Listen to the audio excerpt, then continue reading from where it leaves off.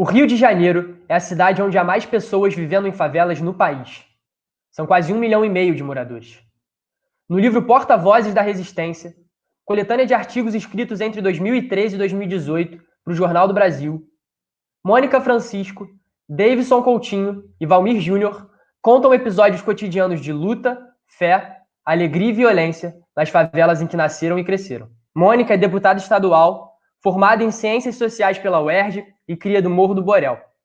Davidson Coutinho é professor e liderança comunitária da Rocinha e doutorando em design pela PUC-Rio. Valmir é do Complexo da Maré, professor de História, formado pela PUC-Rio. Fez pós-graduação em Juventudes e especialização em História das Favelas. Bom dia a todos, um prazer estar aqui com vocês. Primeiro avisando aí que a gente pode ter algum probleminha com a internet, uma falha ou outra, mas vamos seguir com a entrevista. Bom, vou começar perguntando para a Mônica como que surgiu a ideia de transformar esses artigos em livros.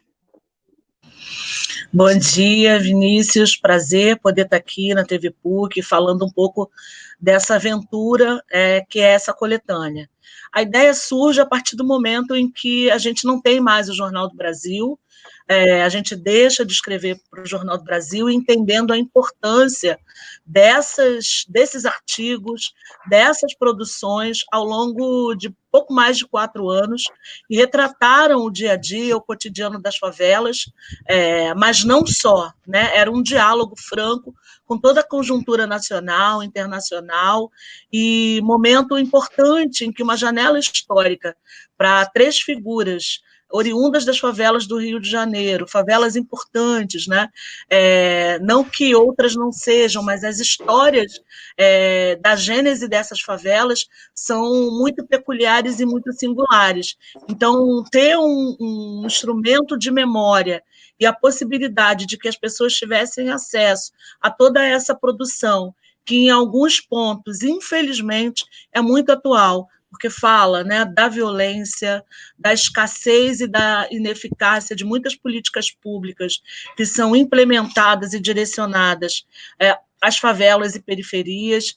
Então, a importância, a ideia era ter um marco, um lugar de memória, que é o livro, e a possibilidade de que as pessoas que não tiveram acesso no momento em que esses artigos eram vigentes pudessem lê-los e se apropriar um pouco dessa produção, entender o cotidiano das favelas e do estado do Rio de Janeiro para aquelas que não fazem parte, né, dessa rotina do Rio de Janeiro, que estão fora do país ou fora do estado e querem conhecer um pouco mais do Brasil real. Perfeito.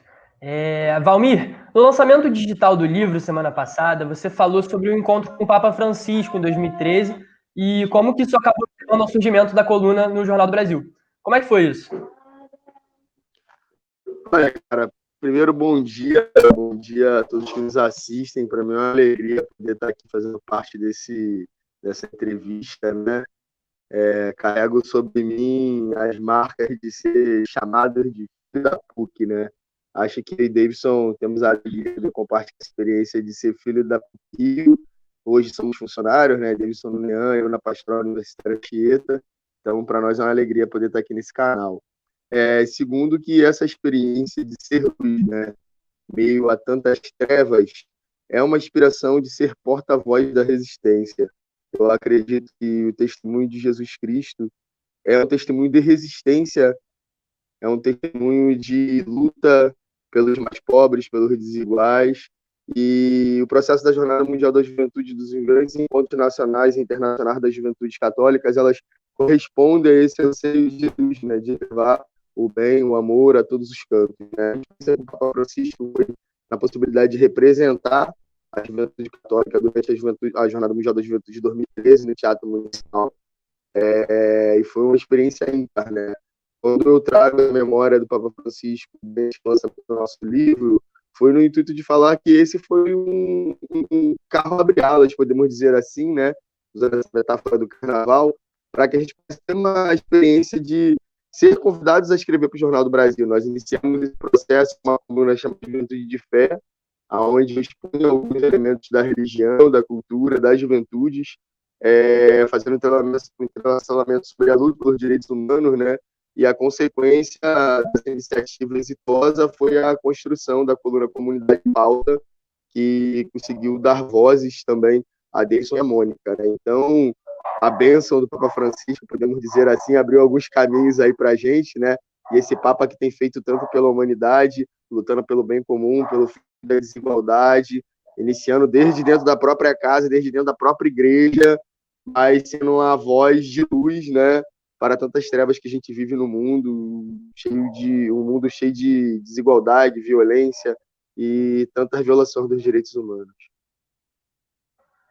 E, Davidson, como que vocês se juntaram na redação do JB e deram início a esse processo? O nosso encontro ele aconteceu assim de uma forma muito natural. Eu já conhecia Valmir há alguns anos, da PUC, né, como ele falou, a gente tem uma história de muitos anos aí dentro da universidade. E ele começou a escrever para o Jornal do Brasil, e eu, nessa época, estava finalizando meu projeto final de graduação, que era um livro que falava justamente sobre a produção cultural na Rocinha, até aqui. E, assim, eu atribuo muito a ele o começo dessa história de poder ecoar as vozes da Rocinha e de outras comunidades, porque até a produção desse livro, eu acho que eu tinha um outro sentimento relacionado à comunidade, à Rocinha. Porque até então eu era um morador e estudava na universidade, trabalhava, mas eu ainda não tinha me apropriado desse legado de ser um porta-voz, esse legado de poder fazer algo, esse legado de poder bater no peito e ter orgulho, muito orgulho da favela que eu carregava o nome. Porque na graduação eu quis utilizar meu projeto final para poder mostrar justamente o que acontecia dentro desses espaços em termos de cultura, de arte. E o livro ele surge nesse momento quando após a publicação desse livro, o Jornal do Brasil ficou sabendo, através de um outro morador, e me convidou para uma reunião lá, junto com o diretor da época, que era o Dr. Pedro Grossi, e ele, uma pessoa muito iluminada, muito generosa, e assim, que meus colegas conhecem bem, ele é muito impossível, já começou, já mandou escrever, já falou que eu já estava contratado, uma coisa assim muito rápida, e daí eu fui descobrir que Valmir estava lá já também, que era um outro colega, e assim que eu conheci a Mônica. A gente se conheceu ali, eu não conhecia ela ainda, cada um tinha a sua representatividade nas suas comunidades, mas a gente ainda não tinha se conhecido. Eu acho que essa união ela se deve muito ao Jornal do Brasil na época e ao Pedro Grossi, que teve a felicidade de poder reunir 3 pessoas. Maravilha. Deputado, recentemente a gente teve uma forte onda de protestos nos Estados Unidos, impulsionados pela morte do George Floyd por um policial. O movimento Vidas Negras Importam ganhou força no mundo inteiro, assim como no Brasil, e colocou em pauta a violência cotidiana, histórica e sistêmica contra os moradores das periferias no mundo inteiro. Como essa reação popular dialoga com o livro? Ela tem um franco diálogo com o livro, porque ela explicita a brutalidade do racismo, né? E essa brutalidade do racismo, ela não vem do nada, ela é perpetrada pelas instituições, no seio da democracia. Então, a gente questiona essa democracia que só se completa para algumas pessoas, para alguns grupos em sociedade, e não para todos. Então, o diálogo franco com o livro é a exposição dessa brutalidade, que não é só perpetrada pelas forças de segurança, pelas polícias, no caso do estado do Rio de Janeiro, né, e do Brasil, né, a gente viu, para além desse sufocamento do George Floyd em Minnesota, também o sufocamento do Eliseu Macedo, né, há uma semana atrás, em São Paulo.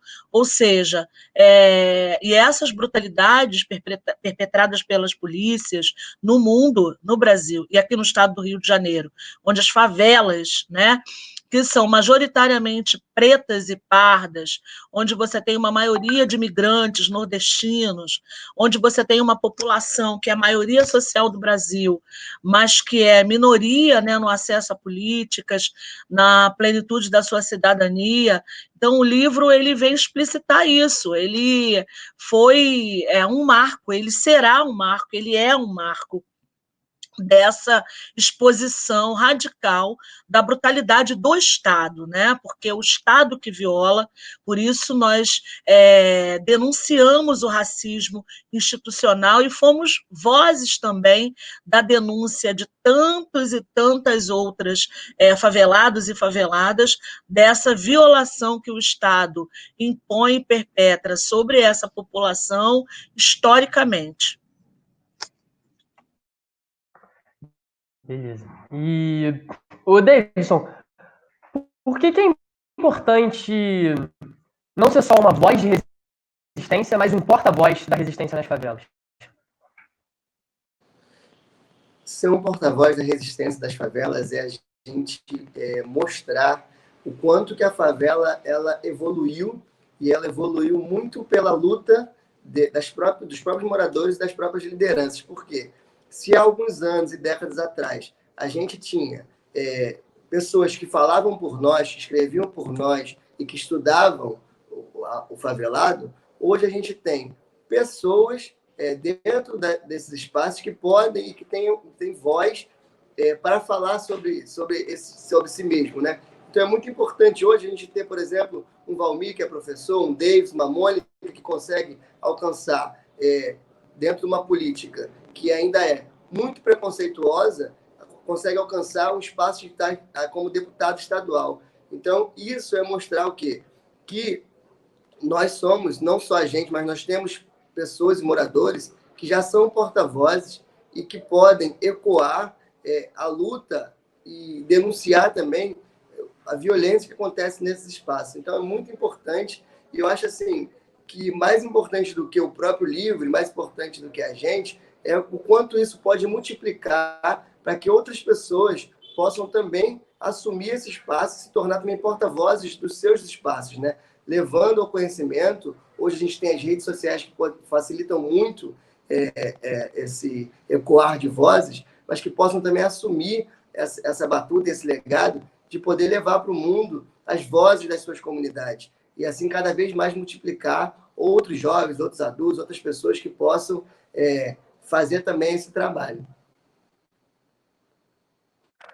Eu vou fazer uma perguntinha para a Mônica, porque vou adiantar, né? Porque ela está com horário, então depois ela fica liberada aí para poder sair. Mônica, qual que é o papel das universidades para ampliar essas vozes de resistência?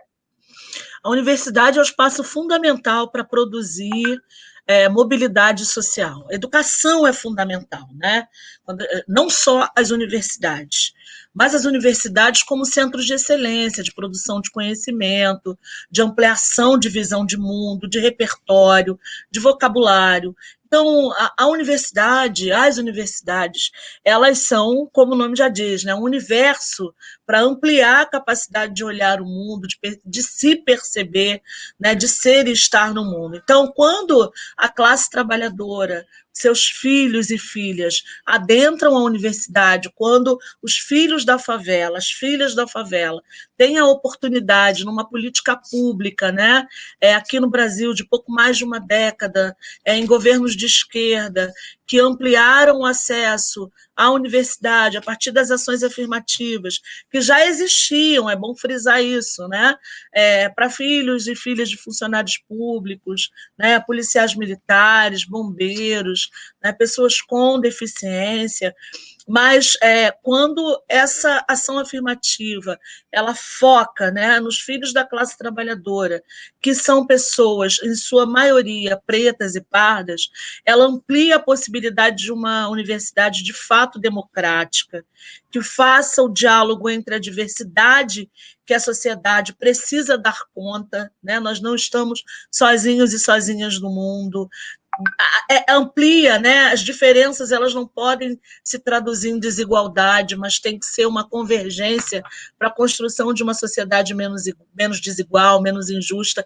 Então, o acesso à universidade, além de permitir, né, a própria mobilidade social, melhora nos salários, nas condições de vida, na qualidade de vida, na expectativa de vida, amplia a possibilidade de que as próximas gerações não sejam também alvo das violações.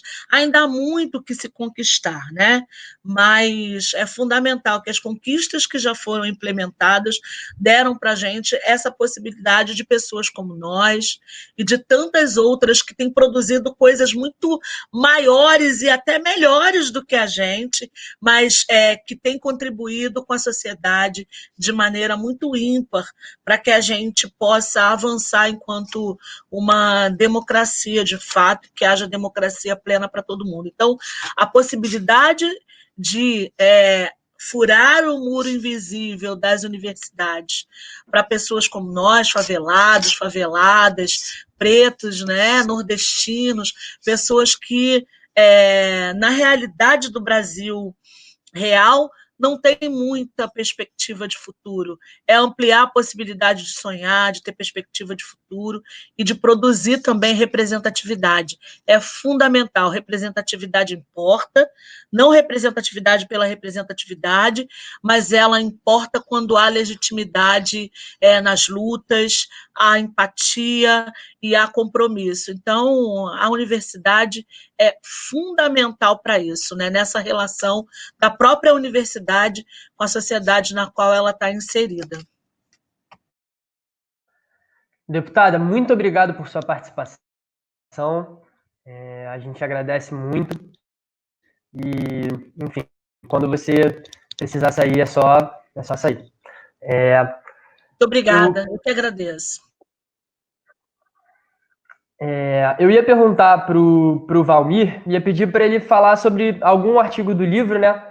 Destacar um artigo do livro e dizer o porquê que, enfim, é tão importante e ele destacaria. Opa. Vinícius, Valmir, eu queria só resgatar aqui uma fala da Mônica, né? Se vocês me permitem, eu tenho 2 minutos, são 10h28, eu fiquei instigada pela sua pergunta, porque eu tinha até separado, porque eu imaginei que vocês fossem perguntar. Obrigada, Valmir, meu bem, obrigada.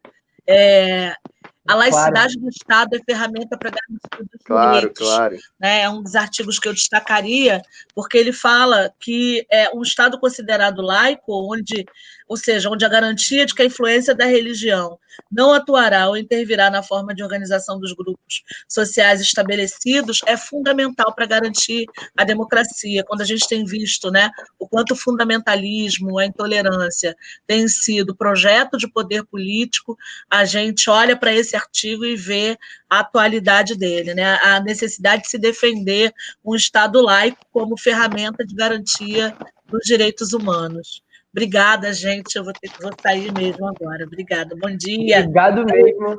Obrigado a você pela contribuição, Mônica. Obrigada a todos. Um beijo. Grande beijo, Mônica. Bom, Valmir. Bom, voltando aqui, né? Queria mostrar aqui nosso livro e eu fui resgatar ele aqui para poder pegar um artigo, né? E tem um que eu acho que é muito interessante, que dialoga um pouco com o nosso... Tem vários artigos aqui, né? Eu queria destacar 2, assim, né? Um que é muito legal, que fala sobre bombeiros enfrentam o caveirão e incêndio da Maré. A Mônica falava sobre a questão da polícia militar e da violência do Estado. Você trouxe os casos de denúncia do racismo a nível internacional que hoje acontece. Não só o caso de George, mas tantos outros que morreram por aqui, a Marildo, Cláudia, e se a gente for numerar quantos mortos pela polícia militar nós tivemos, a gente vai perder a conta aqui, não vai conseguir nem mensurar quão violência a polícia militar no Estado. Esse artigo, né, bombeiros enfrentam caveirão e incêndio na Maré, é um retrato dessa política ineficiente de segurança pública. Primeiro que a polícia militar é o equipamento do Estado para a proteção da propriedade privada. Na bandeira da PM você vê a cana e o café, que é da fundação da Polícia Militar, que é o histórico de criação dela, de proteção da propriedade privada dos senhores de engenho de cana e dos donos de plantação de café. A polícia militar ela foi criada para proteger a propriedade privada. E a favela é um incômodo para a propriedade privada, porque a favela ela vive um outro espaço de organização social. Nesse caso que eu cito dos bombeiros que enfrentam o Caveirão, estava rolando, infelizmente, um incêndio numa escola municipal e o Corpo de Bombeiro veio assistir a comunidade para apagar o fogo do incêndio na escola municipal, no Parque União. Eu moro aqui na favela da Kelso, né, no Complexo da Maré, e somos 16 favelas, 17 favelas. E a Kelso é uma delas, né? E tava rolando incêndio na favela do Parque União, Nova Holanda. E, cara, uma medida desordenada da PM mandou o Caveirão para dentro da favela quando os bombeiros estavam tentando apagar o incêndio. Então foi um confronto bélico entre traficantes e policiais e o corpo de bombeiro no meio, sem saber o que fazer. O próprio Estado sendo refém da política equivocada de segurança pública que ele mesmo implementa. Então, eu acho que esse artigo ele chama atenção porque fala da ineficiência da aplicação da política pública de segurança. O caso de George nos Estados Unidos, o caso da Cláudia, que foi arrastada pela viatura da polícia, o caso de tantos jovens que são assassinados pela PM, o caso do Amarildo, que até hoje ninguém sabe onde foi parar o seu corpo, o assassinato de Marielle, que até hoje ninguém consegue definir quem foi o assassino, né? A gente sabe quem foi o Estado. O Estado é o grande vilão porque ele tem uma política de segurança pública que só serve para matar e excluir aqueles que incomodam ou, de certa forma, ameaça a propriedade privada, né? O nosso corpo preto, a nossa cara preta estampada em qualquer lugar da sociedade é uma ameaça para a propriedade privada onde quer que a gente esteja. Haja vista o tratamento dos seguranças de banco, de shopping, de lojas, com a população negra que circula nesses espaços, né? Então, queria trazer esse artigo que ele é bem impactante, que ele mostra a ineficiência do Estado na aplicação da política pública de segurança. Perfeito, Valmir. E, professor Davidson, que artigo do livro você destacaria e por quê? Eu destacarei o artigo que tem como título da necessidade do favelado provar que é trabalhador. E assim, eu pergunto para cada um que está nos ouvindo, quantas vezes que vocês assistem uma favela e a gente vê o quanto que as pessoas, a sociedade, os repórteres, a mídia, ela tenta sempre tentar diferenciar se era bandido, se não era bandido, com uma forma sempre de tentar justificar essa violência, esse assassinato dentro das comunidades. E aí eu trago nesse começo de artigo uma frase que é da irmã da Cláudia, que foi assassinada no Morro da Congonha e teve seu corpo arrastado pelo carro da polícia, que ela fala: acham que quem mora na comunidade é bandido, trata a gente como se fôssemos uma carne descartável. Isso é muito comum, que a gente vê quando alguém morre, um jovem morre na periferia, a mãe tem que correr atrás de um documento, a mãe, além da dor, além do luto que ela tem de ver seu filho sendo violentado, o luto tão imensurável que é da mãe perder um filho, ela tem que correr atrás de provar que aquele jovem não era traficante, que aquele jovem era trabalhador. E isso é uma coisa horrorosa, uma coisa muito triste, porque isso a gente não vê em lugar nenhum. A gente não vê a solidariedade quando acontece uma perda dessa. A gente só vê pessoas ou instituições tentando incriminar e justificar uma violência. E isso não acontece só quando o favelado é assassinado, não. Isso acontece diariamente nas blitz, nas paradas que a gente tem que provar. Vai para onde? Ah, vou na praia. Por que vai na praia? Você tem que justificar como se o tempo inteiro você só tivesse que estar indo trabalhar, e tem que ter a carteira assinada, tem que mostrar. Quando entra na nossa casa, se vocês podem perguntar para qualquer morador de favela o que você deixa separado em casa para se proteger quando tem alguma operação policial. É um documento que prova que você trabalha, é um documento que prova que você estude, como forma de tentar se proteger da violência. Então, é por isso que eu trago esse artigo para refletir sobre essa situação que, infelizmente, ela ainda é muito presente na rotina de qualquer morador de comunidade. Valmir, agora por causa da pandemia, ações de moradores nas favelas mostraram a força de ações solidárias. Essa solidariedade é uma marca dessa resistência? Olha, eu não tenho dúvida disso e queria resgatar aqui a nossa memória e agradecer ao Grupo Bom Samaritano, que foi um conjunto de colaboradores da PUC-Rio. Padre Abel, o diretor da Pastoral Universitária, fazia parte dele, e tantas outras pessoas, que foi um grupo que conseguiu arrecadar mais de R$ 50.000 e reverteu esse recurso em cestas básicas para várias comunidades. Aqui na Kelso, onde eu moro, chegaram 150 cestas básicas e ajudaram muitas famílias. E eu tenho certeza que essa solidariedade é a marca da resistência, porque favela é solidariedade, favela é comunidade.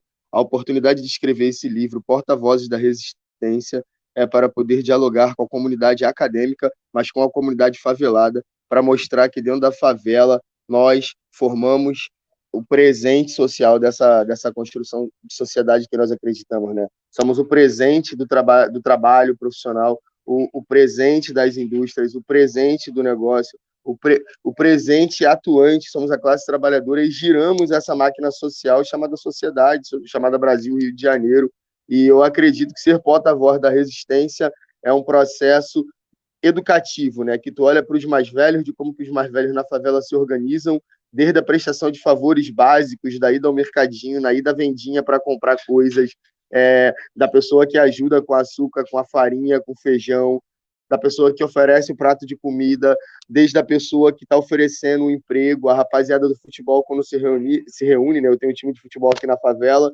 e, cara, é um banco de emprego. Quando o camarada está desempregado, cria-se uma rede de solidariedade para que a galera possa estar divulgando uma possibilidade do camarada do time arrumar um emprego. Então, favela é solidariedade, por isso que ela é resistência, porque só é possível resistir se você tiver de mão dadas com outras pessoas, só se você aprender a ser porta-voz da resistência a partir do processo geracional da favela. O Davidson tocou anteriormente aí de forma belíssima como que é importante aqueles que vieram primeiro, antes de nós, para ser porta-voz da resistência, né? Ontem eu fiz uma publicação na minha rede social agradecendo a minha avó e a minha madrinha por elas terem me ensinado a ser porta-voz da resistência, porque elas são porta-vozes da resistência, né? Então a favela é porta-voz da resistência porque ela tem esse espírito de solidariedade, porque dentro da favela você entende o que é o espírito comunitário de ser, né? O Davidson desenvolve um trabalho belíssimo com pessoas lá da Rocinha, que já montou um grupo de ação social para enfrentamento do coronavírus. Aqui na Kelso nós também montamos em parceria com a Associação de Moradores. Hoje eu dei um bloqueio na ação social, chegou 150 cestas básicas aqui, ia chegar a mais de 200, Davidson, hoje. Aí eu falei, ó, galera, daqui a pouco eu volto aí para dar uma força, fui lá rapidinho. E é isso, favela é solidariedade, por isso que ela é resistência. Perfeito, professor. Maravilha, Valmir. Davidson, com a desigualdade tão exposta por causa do coronavírus, né? Você acredita que a discussão sobre a necessidade de agir se ampliou em diversos setores da sociedade? Olha, o Valmir estava colocando de uma maneira muito bela como que a solidariedade nas favelas, nas comunidades, ela já é uma coisa muito natural, né? A gente já nasce contando com o vizinho que vai emprestar uma laje para você colocar uma roupa, que vai cuidar do seu filho para você poder trabalhar. É uma coisa muito natural essa vida em comunidade que remete ao histórico de formação desses espaços, né? Que remete aos mutirões. E hoje nós estamos vivenciando, na verdade, eu peço até para me corrigir, nós não estamos vivenciando a desigualdade por conta do novo coronavírus, não. Na verdade, o novo coronavírus está sendo uma lente que ela amplia e ela mostra agora a uma sociedade que, por vezes, preferiu fechar os olhos e fechar os ouvidos, o que acontece com uma população mais pobre, mas ela só está expondo e ampliando como uma lente uma desigualdade que já existe há séculos. Então, hoje, a gente consegue ter essa lente que ela amplia e que faz com que alguns setores da sociedade comecem a agir, empresários, por exemplo, que estão trabalhando e participando de alguma forma para ajudar nesse momento, mas, assim, eu fico muito preocupado porque, infelizmente, essas questões, elas são muito temporárias, são muito passageiras, sabe? Eu vejo muito mais interesses em promoção do que, de fato, resolver esses problemas, porque para que a gente possa resolver, de fato, esse problema de desigualdade, a gente precisa de políticas públicas básicas que possam permitir essa mobilidade social, como que a Mônica estava falando, e não é em 3 meses, 6 meses, 1 ano de pandemia que a gente vai conseguir resolver isso. Eu acho que essa experiência ela deve ser um início, uma retomada, para que o poder público, para que os empresários possam assumir, de fato, um local para que possa agir para poder resolver e ajudar a minimizar essas desigualdades. Perfeito, professor. Então, encaminhando para o fim, eu ia pedir para o Davidson falar um pouquinho sobre como que o livro ele tá sendo veiculado, né? Porque é de uma editora independente, e sobre o projeto que está rolando lá na Rocinha de arrecadação com a venda do livro. Bem, o nosso livro ele é uma produção independente. A gente fez um valor promocional de venda agora muito a preço assim, simbólico, que é um preço de R$ 24,90. Ele, por ser uma publicação independente, ele não vai ser encontrado, não vai ter a distribuição de uma editora, mas qualquer pessoa interessada em ler esse conteúdo, que é uma literatura da periferia e que é um espaço de memória que vai conseguir imortalizar artigos que expõem durante 5 anos a luta desses 3 favelados aqui, pode adquirir esse livro com qualquer um dos autores nas redes sociais do Valmir Júnior, a minha, Davidson Coutinho, ou da deputada Mônica Francisco. E, no meu caso, o livro não está sendo comercializado. No meu caso, qualquer pessoa interessada em fazer uma doação para o coletivo Tamo Junto Rocinha, a pessoa pode fazer a doação, que a gente vai entrar em contato e a pessoa vai receber, de alguma forma, esse livro. A gente está vendo uma melhor forma de distribuição, porque a gente sabe que o Correio, nesse momento, está com as suas limitações, mas estamos registrando essas doações para que essas entregas possam ser feitas no momento oportuno.